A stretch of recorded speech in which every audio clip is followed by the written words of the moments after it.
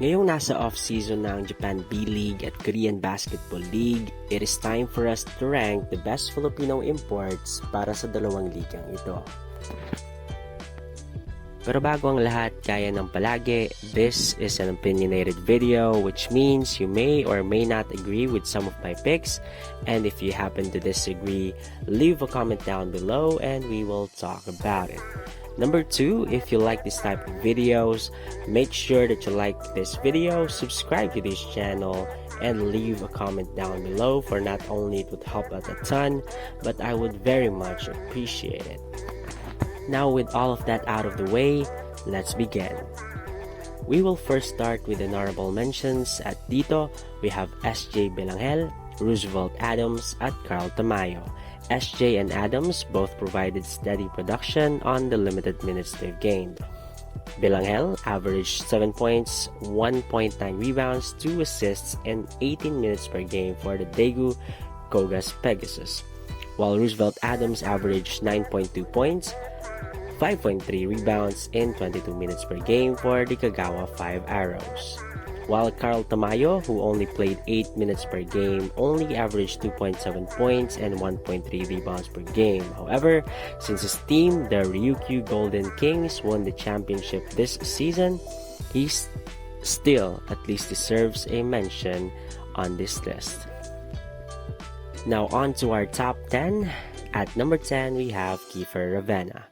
This season, he averaged 10.5 points, 2.6 rebounds, and 4 assists in 25 minutes per game. Although his team, the Shiga Lake Stars, finished second to the last in the standings, finishing only with a 14-46 record, Kiefer remains to be one of the bright spots of his team, as he averaged in double digits while being the second best passer on the team, behind only Kai Toes. Playing 49 out of 60 games for the Lake Stars was good enough for him to be re-signed for the 2024 season.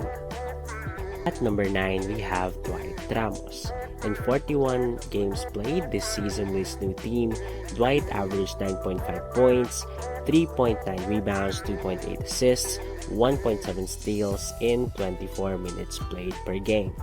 Being hit with the injury bug this season, I honestly think that it has been a down year for Dwight Ramos compared to his previous stint in the P-League last season.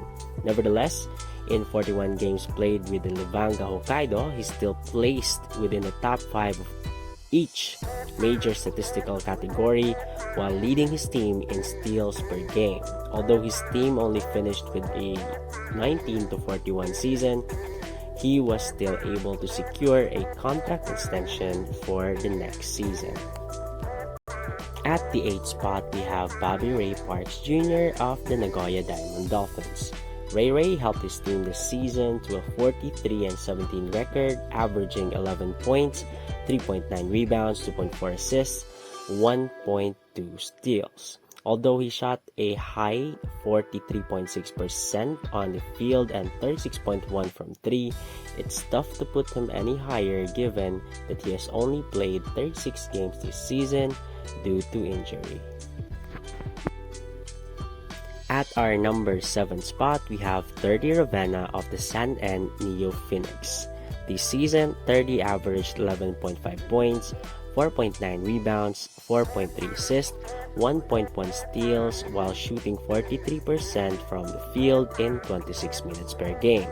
Although I would normally believe that Dwight Ramos and Ray Parks to be better players than 30, we have to give credit where credit is due, and definitely 30 Ravena this season helped his team improve from a 10-48 record last season to a 23-37 record this year.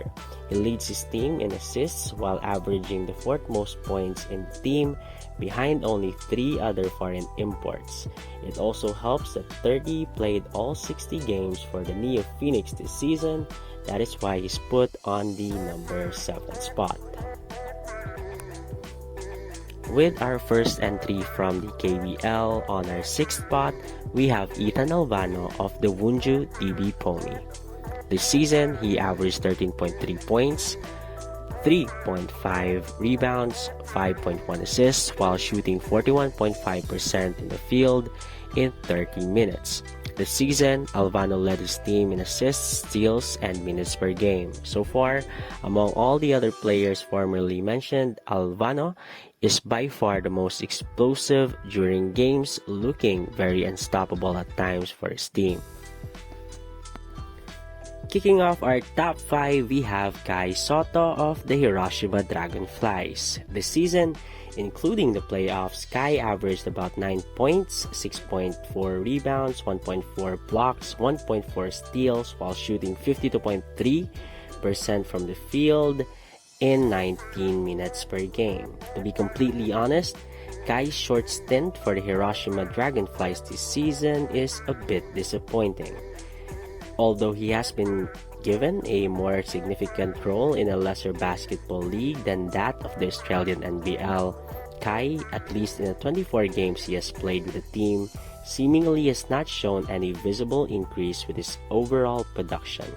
Although Kai has been able to show glimpses of his early potential, being able to put up double-doubles in some of his games and score over 20 points in some occasions, Kai is still a bit inconsistent and sometimes does not show enough efforts on the court, causing him to fall at the number 5 spot. Nevertheless, with all that being said, we are giving him props since he is the only one in the top 10 who has not been able to start the season with his team. Yet, Kai still managed to provide somewhat of a great impact, leading his team in blocks and securing an optional contract for the upcoming season. At number 4, we have Jordan Hedding of the Nagasaki Velka. In his 56 games played for Nagasaki, Hedding averaged 13.4 points, 2.8 rebounds, 3.6 assists on 42.6% shooting. Being the starting shooting guard for the team, he helped Nagasaki to finish at the top 4 in the Japan B2 to a 4th place finish with a 43-17 record. Hedding has continued to shoot his way to greater heights as he scores the 3rd best scoring average in his team and scoring above all the other players mentioned in this list thus far. And speaking of scoring, tied with the same points per game as Jordan Hedding, we have our number 3, Matthew Wright of the Kyoto Hanaris. This season, Matthew averaged 13.4 points, 2.6 rebounds, 4.7 assists, and 1.1 steals. For his team, Matthew scores the 3rd highest scoring average, the 2nd highest assist average, 2nd highest steals average, and the 2nd highest minutes per game. Just like Ethan Alvano, Matthew Wright looked unstoppable at times for his team during this season, and with that, I rank him at 3rd, being the highest ranking Japan B-League Filipino import in this list.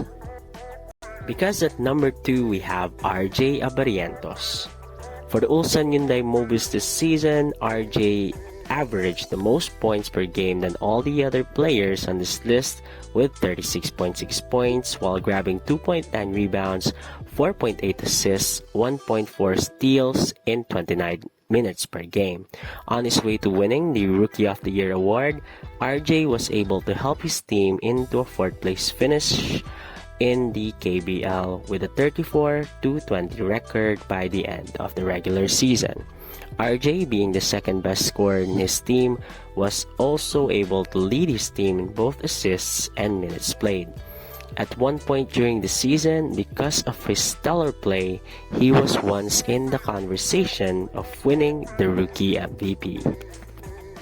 But coming in at number 1, we have the most recent KBL dunk champion, Renz Abando of the Anyang KGC. Renz averaged 9 points, 2.3 rebounds, 1 assist, and 49% shooting while playing only 18 minutes per game. Although his numbers may not pop as much as Abarientos, it would be fair to say that Renz would thrive even more if he was put into a similar situation. Nevertheless, Renz was able to play his role as a 3-and-D player for his team very effectively, helping his team to win both the East Asia Super League and the Korean Basketball League all in 1 year. As they say, winning heals all wounds, and in this case, being a significant piece in 2 championships is definitely holding more weight in my opinion. And that's the end of the video. If you like this type of content, please leave a like, comment, and for me, subscribe to this channel. Now here is our top 10 once again, and comment nyo sa baba kung ano sa tingin nyo.